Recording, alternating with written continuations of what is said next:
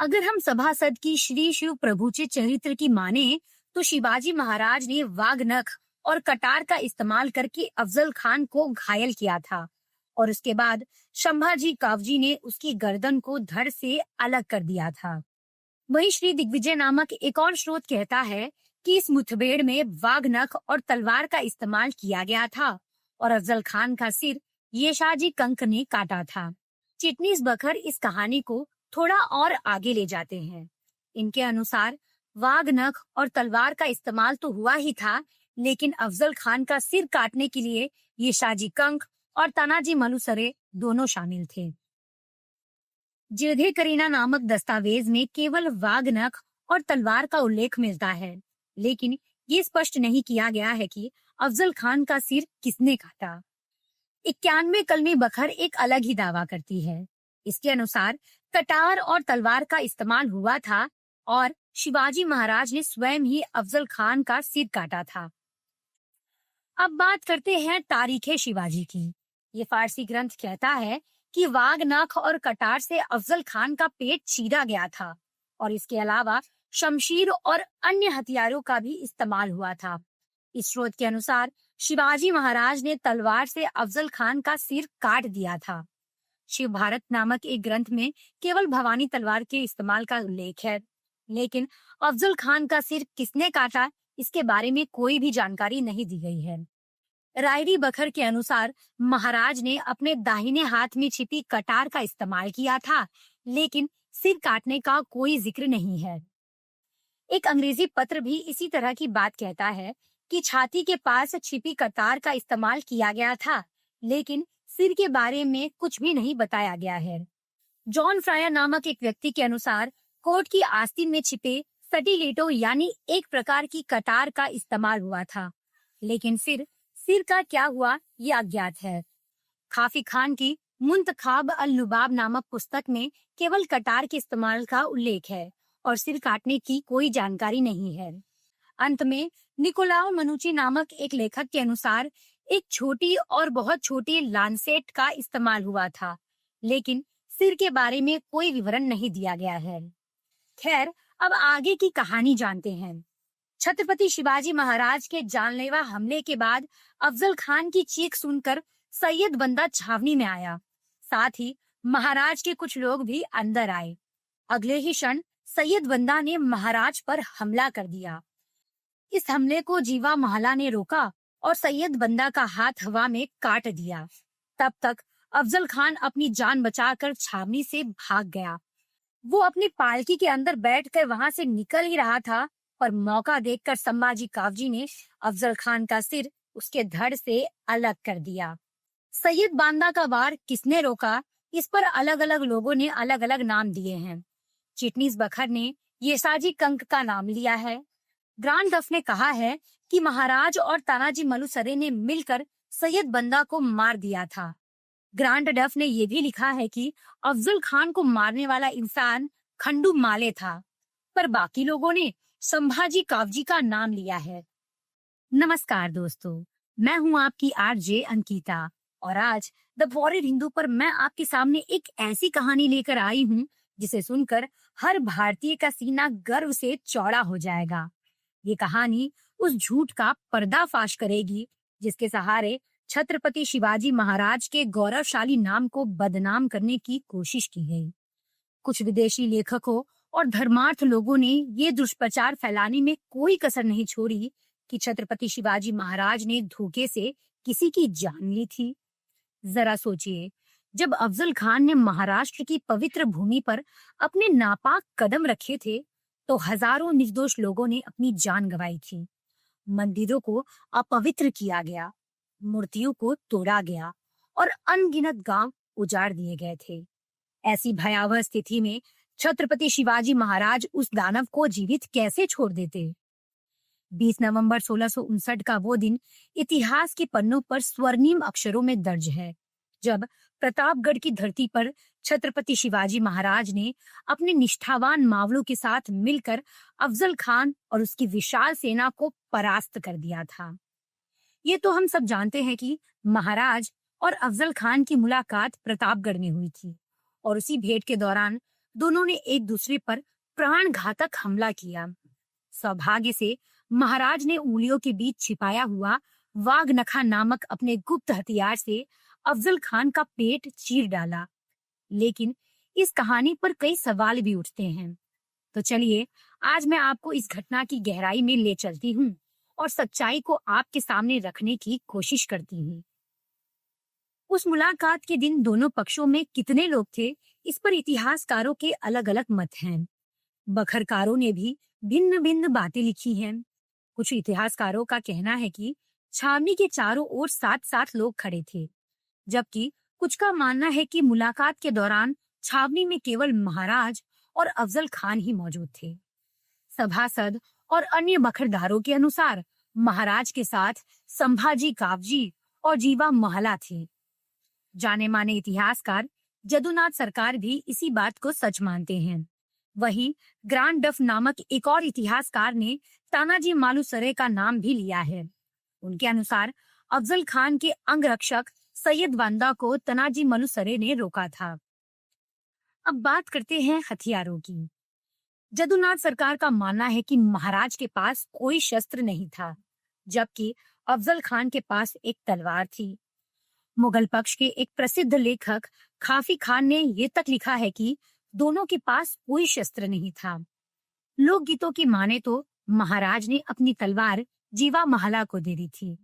आपने फिल्मों और टेलीविजन में अक्सर ये दृश्य देखा होगा कि महाराज और अफजल खान दोनों अपनी अपनी तलवारें अपने अपने वकीलों को सौंप देते हैं, जो उनके आसपास खड़े होते हैं।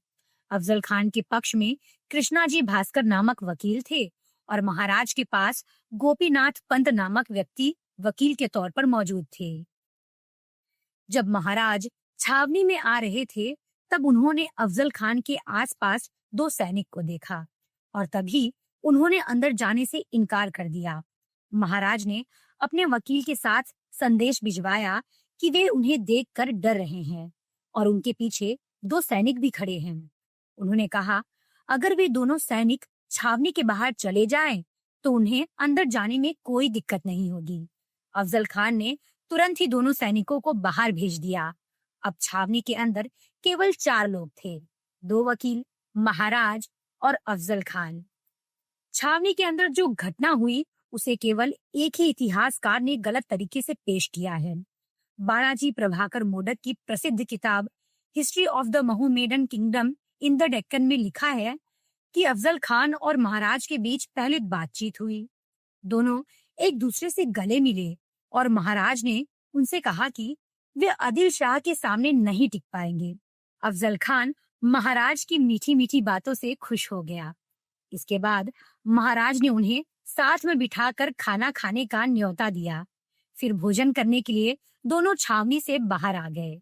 जिस जगह मेजबानी का इंतजाम किया गया था, वहां महाराज के कुछ लोग अपने अपने हथियार लेकर छिपकर बैठे थे। जैसे ही अफजल खान अंदर आया, उस पर मराठों ने हमला कर दिया और अफजल खान को वहीं मार दिया गया। लेकिन यहाँ एक सवाल उठाया जाता है, बालाजी प्रभाकर मोडक ने किस दावे के साथ इतनी बड़ी बात लिखी थी? असल में उनके पास कुछ सबूत थे। इब्राहिम जुबैरी नामक एक व्यक्ति ने पर्शियन भाषा में बुसातिन उस सलातिन नामक एक किताब लिखी थी, जिसमें इस घटना का जिक्र है। यहाँ ये भी बताना जरूरी है कि इब्राहिम ने ये किताब साल 1824 में लिखी थी, इसलिए अक्सर उनके नजरिए को गलत समझा जाता है। तारीखे शिवाजी नामक एक फारसी किताब में भी एक जानकारी मिलती है। उस किताब के अनुसार महाराज के वकील गोपीनाथ पंत ने महाराज और अफजल खान की मुलाकात करवाई। दोनों वकीलों ने एक दूसरे से माफी भी मंगवाई। इसके बाद अफजल खान अपने बड़े बड़े हाथ फैलाकर महाराज के पास आने लगा। महाराज का कद अफजल खान से बहुत छोटा था, इसलिए अफजल खान ने उन्हें तुरंत एक हाथ से पकड़ लिया और दूसरे हाथ से महाराज की पीठ पर लगातार वार किए। इस वार के बाद महाराज ने वाघनखा से अफजल खान का पेट फाड़ दिया। अब ये सवाल आना जरूरी है कि इस कहानी को इतिहासकार सच क्यों मानते हैं, बजाय इसके कि तारीखे शिवाजी के लेखक कौन थे, ये भी आज तक कोई नहीं जान पाया है। प्रोफेसर जदुनाथ सरकार के अनुसार 18वीं सदी में इस ग्रंथ को अलग अलग लेखकों ने लिखा था। खैर, अब आगे बढ़ते हैं, लेकिन उससे पहले ये जरूर बताना चाहूंगी कि मराठों से नफरत करने वाले लोग अक्सर ये बोलते हुए दिखाई देते हैं कि शिवाजी महाराज ने छल करके अफजल खान को मारा था। उनके अनुसार अफजल खान तो महाराज से मिलना चाहते थे। इस पर सही जवाब यही है कि ऐसे लोगों को खफी खान, भीमसेन और मनुची द्वारा लिखी हुई किताबें पढ़नी चाहिए। टीवी और फिल्मों में भी एक गलत बात दिखाई जाती है, जैसे कि जब पहला वार अफजल खान ने किया, तब महाराज वाघ नखा से वार करते हैं और उसके बाद एक और वो कटार निकालते हैं और उससे अफजल खान का पेट फाड़ देते हैं। टीवी और फिल्मों में भी एक गलत बात दिखाई जाती है। इसके मुताबिक जब पहला वार अफजल खान ने किया, तब महाराज वाघ नखा से वार करते हैं और उसके बाद भी वे एक कटार निकालते हैं और अफजल खान का पेट फाड़ते हैं। पर यह काल्पनिक कहानी है। असल में महाराज ने सिर्फ वाघ नखा से ये कारनामा करके दिखाया था। लगभग सभी इतिहासकार यही मानते हैं कि महाराज ने सिर्फ वाघ नखा से अफजल खान को मारा था, लेकिन पौराणिक ग्रंथों में अलग अलग हथियारों का जिक्र हुआ है। जदुनाथ सरकार, वीके रजवाड़े आदि जैसे आधुनिक इतिहासकारों का कहना है कि महाराज ने अफजल खान से मिलने के लिए विशेष रूप से लोहे के आवरण वाला कुर्ता पहना था और वाघ नखे को अपनी बाई बाजू में छिपा रखा था, जबकि बहुत सारे अंग्रेज इतिहासकारों ने वाघ नखा के जगह कट्यार का जिक्र किया है। अगर आप अलग अलग बखारों और लोकगीतों पर नजर डालते हो तो ये भी लिखा है कि शिवाजी महाराज ने भवानी तलवार से ये कारनामा किया था। इस पर विस्तार से चर्चा किया जाए तो इन बातों का ध्यान भी रखना जरूरी है। अगर हम सभासद की श्री शिव प्रभुचे चरित्र की माने तो शिवाजी महाराज ने वाघ नख और कटार का इस्तेमाल करके अफजल खान को घायल किया था और उसके बाद संभाजी कावजी ने उसकी गर्दन को धड़ से अलग कर दिया था। वहीं श्री दिग्विजय नामक एक और स्रोत कहता है कि इस मुठभेड़ में वाघ नख और तलवार का इस्तेमाल किया गया था और अफजल खान का सिर येशाजी कंक ने काटा था। चिटनीस बखर इस कहानी को थोड़ा और आगे ले जाते हैं। इनके अनुसार वाघ नख और तलवार का इस्तेमाल तो हुआ ही था, लेकिन अफजल खान का सिर काटने के लिए येशाजी कंक और तानाजी मलुसरे दोनों शामिल थे। जिरधे करीना नामक दस्तावेज में केवल वाघ नख और तलवार का उल्लेख मिलता है, लेकिन ये स्पष्ट नहीं किया गया है कि अफजल खान का सिर किसने काटा। 91 कलमी बखर एक अलग ही दावा करती है। इसके अनुसार कटार और तलवार का इस्तेमाल हुआ था और शिवाजी महाराज ने स्वयं ही अफजल खान का सिर काटा था। अब बात करते हैं तारीखे शिवाजी की। ये फारसी ग्रंथ कहता है कि वाघ नख और कटार से अफजल खान का पेट चीरा गया था और इसके अलावा शमशीर और अन्य हथियारों का भी इस्तेमाल हुआ था। इस स्रोत के अनुसार शिवाजी महाराज ने तलवार से अफजल खान का सिर काट दिया था।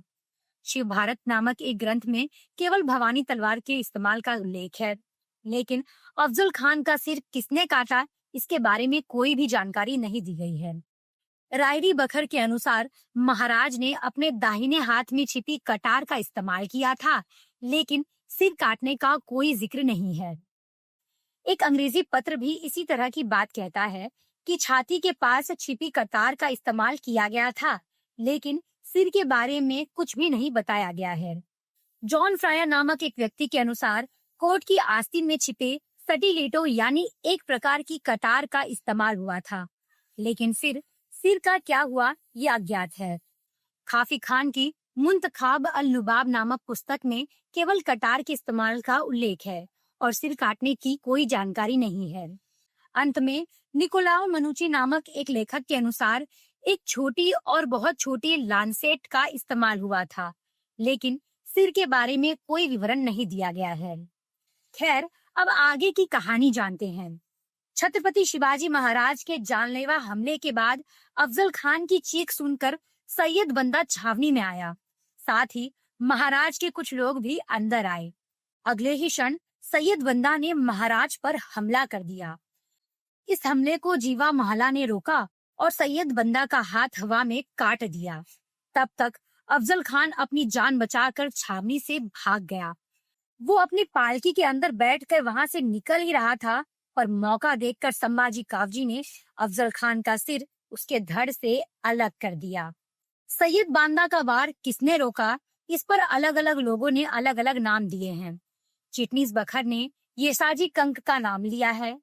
ग्रांड डफ ने कहा है कि महाराज और तानाजी मलुसरे ने मिलकर सैयद बंदा को मार दिया था। ग्रांड डफ ने यह भी लिखा है कि अफजल खान को मारने वाला इंसान खंडू माले था, पर बाकी लोगों ने संभाजी कावजी का नाम लिया है। ऐसा कहा जाता है कि इस घटना के बाद अफजल खान की ओर से कृष्णाजी भास्कर नामक वकील ने भी महाराज पर वार किया था। ये कहानी अक्सर फिल्म और टेलीविजन सीरियल्स में दिखाई जाती है। आपको बता दूं कि इस युद्ध के वक्त प्रतापगढ़ किले का निर्माण कार्य चल रहा था। अफजल खान का सिर राजमाता जीजाबाई को दिखाकर किले के एक बुर्ज में दफन किया गया। आज भी उस बुर्ज को अफजल खान बुर्ज और अब्दुल्ला बुर्ज कहा जाता है। इसी किले के निकट आपको अफजल खान की कब्र भी दिख जाएगी। ऐसा भी कहा जाता है कि अफजल खान ने छत्रपति शिवाजी महाराज के बड़े भाई संभाजी राजे भोसले को धोखे से मारा था, पर इस बात में कितनी सच्चाई है, इस पर अलग से वीडियो बनाया जाएगा। तो दर्शकों, ये थी छत्रपति शिवाजी महाराज द्वारा अफजल खान के वध की सच्ची कहानी। उम्मीद है आज आपको कुछ नई और महत्वपूर्ण जानकारी मिली होगी। द वॉरियर हिंदू पर मैं अंकिता आपसे फिर मिलूंगी एक और ऐसी ही प्रेरणादायक इतिहास के साथ। तब तक के लिए जय भवानी, जय शिवाजी।